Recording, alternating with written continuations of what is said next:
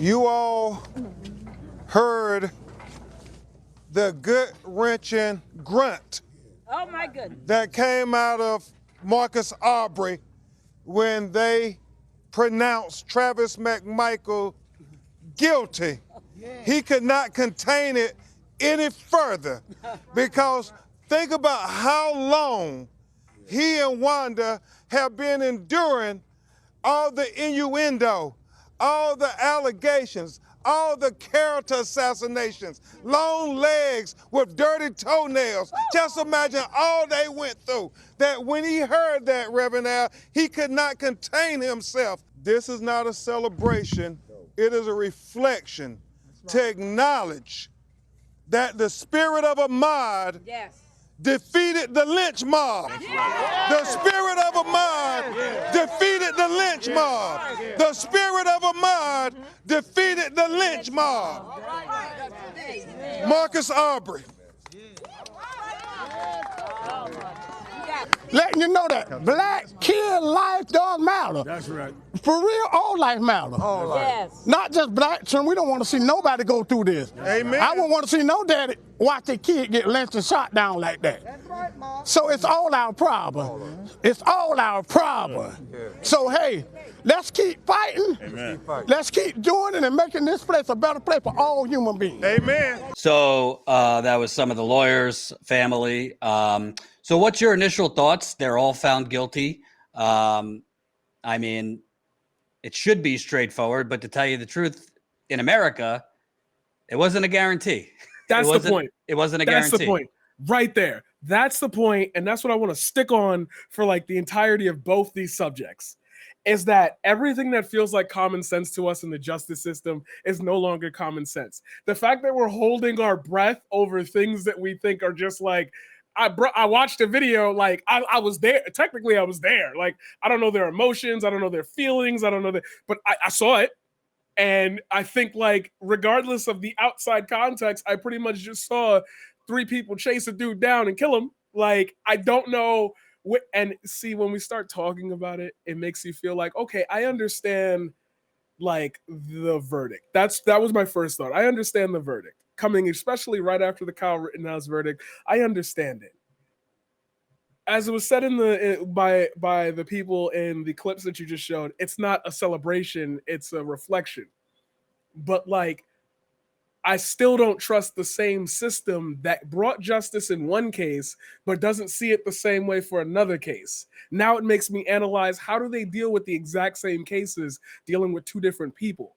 And if the fact is that it's going to be different on both sides, that I can't trust either way it goes. Yeah, that's justice, but we don't get that all the time. Now you want us to feel, and I really mean this, now you want Black people to kind of sit in the corner and be like, okay, yay, yeah, like we got one. Woohoo, that's so great. Okay, now do that more often. Make a society, make the judicial system say that it's like that. The law is the law, and it'll always be that way. The little nuances and the little like in or out dealings that make these things make us hold our breath. What if they're not found guilty? What if it's like, well, there shows a distrust in our justice system. And if the justice system is making us feel distrustful, then where do we go next in society? Where do we belong? When do we get a say to say, hey, that's bad and you shouldn't do that to us, if that makes sense? Right. And I also think, unfortunately, the idea would be that if white men or police in so many of these cases are held accountable, that it would deter future white men or police from doing the same thing. But let's not pretend that this verdict changes the underlying racism that is America and has always, whatever, Obama became president, history, he was a sellout, but that's another story. It obviously didn't change racism. Drone King Daddy. It obviously does not change that 3 white dudes, whatever, there was burglaries in the neighborhood, looked at a Black guy jogging and thought it was a threat. I don't know in my lifetime, in your lifetime, if that's ever going to change. Maybe that's just America and that's just how it's always going to be. And that's, sorry, I hate to cut you off, but that's a reflection. That's a great point that I've been trying to reflect to my audience, other audiences, when I have these discussions. I feel like the public eye is more concerned with these court cases because we're understanding that it's building towards something.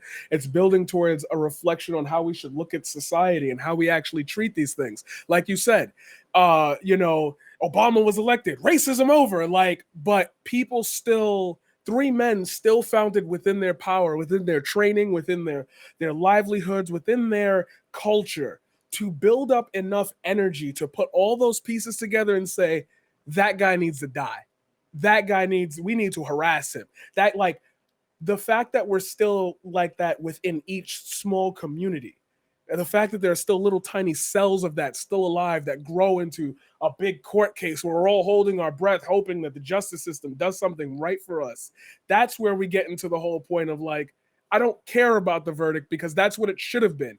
I care about how you're going to interpret that, reflect on it, and then, damn, there's a good I word for this. I'm sorry.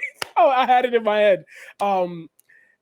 The way you interpret this and then reflect on that makes me feel like if these things happen and it doesn't change your view on the people themselves, then it doesn't matter to me what the verdict is. Now I got to figure out, why do you still stick to these old beliefs, these old traditions, these old dogmas about us that make you feel like, well, if I was in that position, I probably would have done the same thing, but I wouldn't have killed him. I need you to go all the way back and first just don't approach the man jogging. How about we get to that point first? Then we can talk about everything else. Right. And, I also think at the end of the day, let's not pretend that these, presidents and Congress basically try and separate what these kind of situations from their responsibility.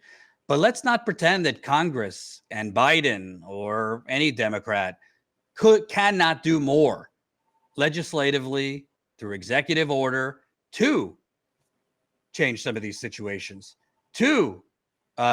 particularly with police. I mean, Biden ran on police reform. The Democrats stripped that down to next to nothing.